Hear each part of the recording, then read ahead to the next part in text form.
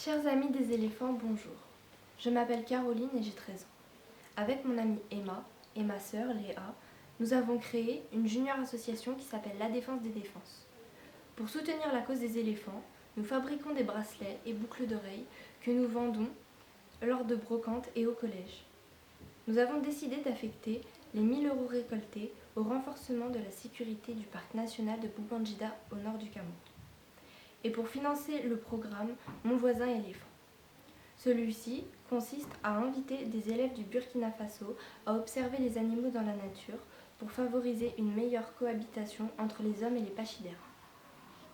Nous avons aussi développé un site internet consacré à la défense des défenses, répondu à des interviews pour la presse jeunesse et nous poursuivons la mobilisation des jeunes et des adultes, ce qui nous a valu un coup de cœur de la Fondation Nicolas Hulot pour la nature et l'homme.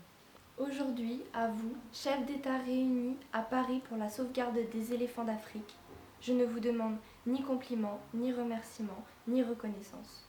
Au nom de la jeunesse, et pour qu'elle puisse s'émerveiller encore longtemps du spectacle inoubliable que nous offrent les éléphants, je veux, en toute modestie, être leur porte-parole et vous demande simplement de laisser parler votre cœur comme nous avons laissé parler le nôtre quand nous avons créé notre junior association, La Défense des Défenses.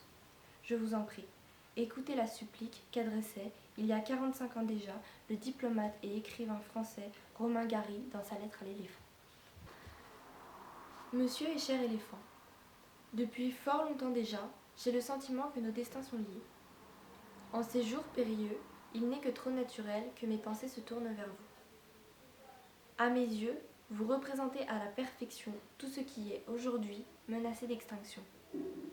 Il semble évident que nous nous sommes comportés tout simplement envers d'autres espèces, et la vôtre en particulier, comme nous sommes sur le point de le faire envers nous-mêmes.